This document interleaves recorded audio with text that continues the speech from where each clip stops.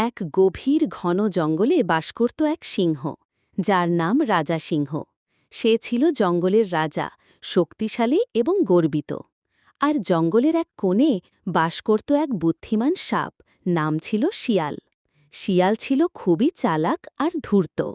সিংহ রাজা সবসময় মনে করত যে সে সবচেয়ে বড় প্রাণী, আর সাপকে ছোট ও কমজোরি মনে করত। অন্যদিকে সাপ ও সিংহকে ভয় পেত, কিন্তু তার নিজের বুদ্ধি দিয়ে সব পরিস্থিতি মোকাবেলা করত। একদিন জঙ্গলে ভয়ঙ্কর এক দুর্যোগ আসে।